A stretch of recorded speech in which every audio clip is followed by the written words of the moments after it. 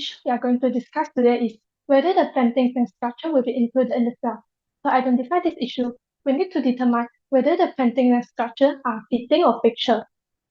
Section 205, Clause 1, Clause 9 of the Law of Property Act 1925 provides that land includes land of any tenure and mines and minerals, whether or not apart from the surface building or part of building, whether the vision is horizontal, vertical, or made in any other way, and other corporate determinants.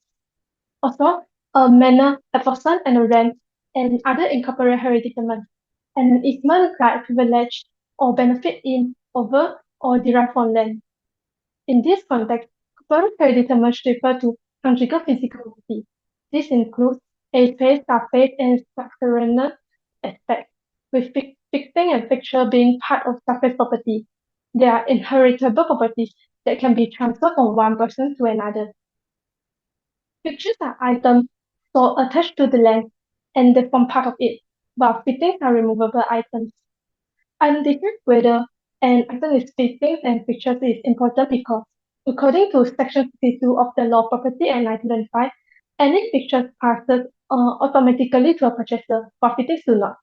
The distinction between fixing and fixtures is governed by the case Holland against Hobson, which established two tests: the degree of annexation and the purpose of annexation. The degree of annexation test examines how firmly an object is affixed to the land. In Holland and Hobson, the judge then highlighted the importance of the method of annexation. He also stated that items resting on their own weight are generally considered as fitting, unless there is an intention to make them part of the land. The case Liston Limited against Morris affirmed this decision and further suggested that uh, the ease of the removal of the item should be considered as well. If the removal is only possible with demolition or will causing damage to the item of land is likely a feature. So today, the degree of annexation is less important. The purpose of annexation prevails over the degree of annexation and is more decisive in determining whether an item is a fixture. According to Holland and Hobson, even if an item appears to be a part of land due to its attachment, the key question should be asked is whether the annexation intended to increase the value or enjoyment of property, or the annexation was just for the better enjoyment of the item itself.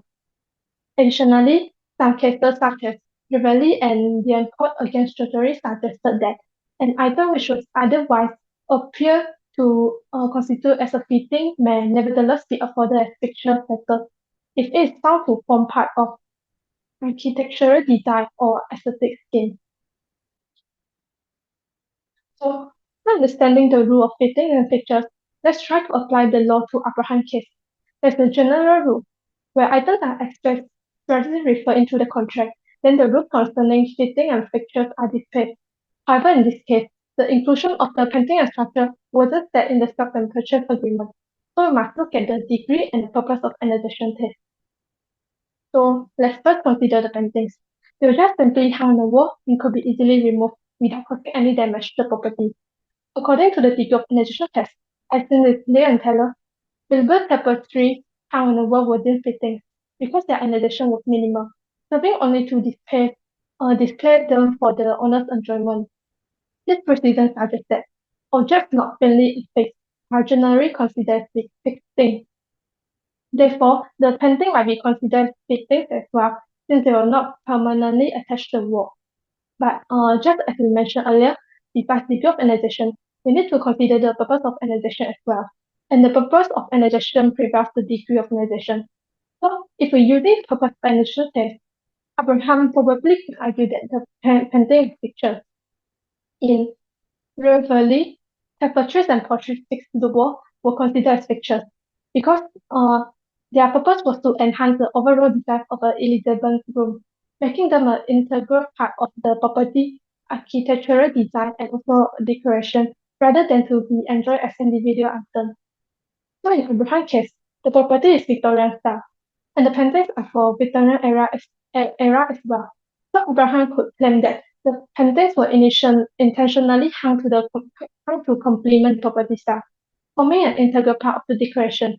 Despite being easy to remove, he might claim that as pictures by arguing their purpose was to enhance the room enjoyment and value, not just to be enjoyed as individual person. So now let's move on to the sculpture. The marble sculptures are extremely heavy and rest on their own weight. According to the judge Jackson, again, items resting on their own weight are generally regarded as charters unless there is an intention to make them part of the land. So to determine whether these structures are fictional or fittings, we can only depend on the degree of annexation, but must also consider the intention behind placing them on the land as well. So two cases involving the statues illustrate the different outcomes based on this intention. In the court against Jottery, various stone statues arranged in the garden of a large house was held to be fixtures because they form an integral part of the property decoration. Conversely, in Beckley against Scotland, garden statues were held to be a shutter because it was neither fixed to the property or nor part of the architectural design. Its placements were just for the convenience of its use rather than enhance the overall property design. So in Abraham case, the situation is more akin to the court against Jottery, unlike Beckley against Scotland, where the statue placement is barrier and was for the item's convenience. The Victorian era structure here was strategically placed to enhance the property overall aesthetic. This suggests that the primary purpose of placing the sculptures in the property was to beautify and also add value to the property, and they were intended to be a part of the decoration rather than only for the mere enjoyment of the structure themselves.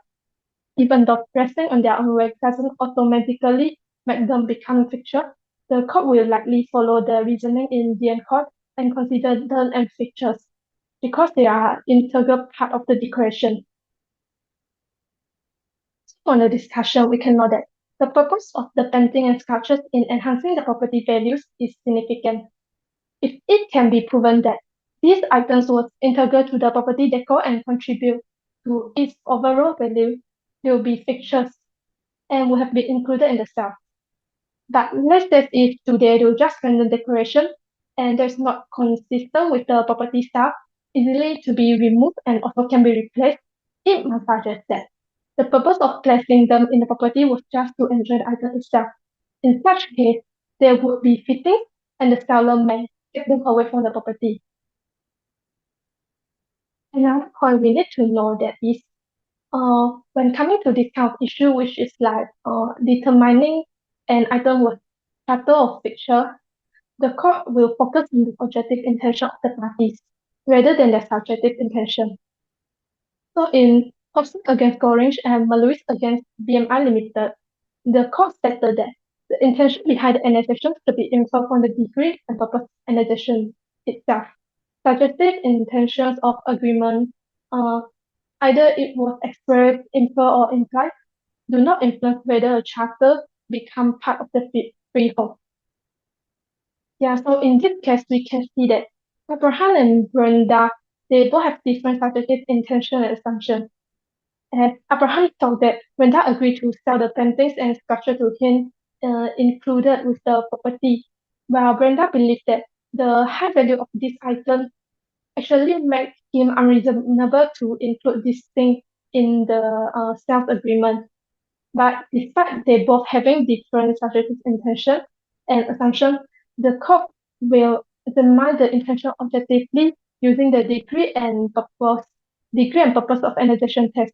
So that subjective intention and unrecorded agreement do not affect the legal determination of charters versus picture. In conclusion, both the Victorian style painting and sculptures could be considered as pictures due to the purpose behind placing them in the property. They've become part of integral decoration and significantly enhance the property value and enjoyment. Thus, according to the Section 62 of the Land of Property Act 1925, they will be passed to Abraham together with the property. Nevertheless, it must be noted that while the purpose of annexation typically prevails, case law show that court also consider the degree of annexation when determining this kind of issue. Therefore, Abraham must face challenges in claiming the paintings as pictures due to the lack of significant annexation. Because the fact that the painting will just merely hung on the wall and can be easily removed suggests a minimal annexation, which could undermine Abraham's claim. Thus, in both painting and sculptures, Abraham was started to focus his argument on the purpose of annexation to strengthen his case. That's all for my presentation. Thank you.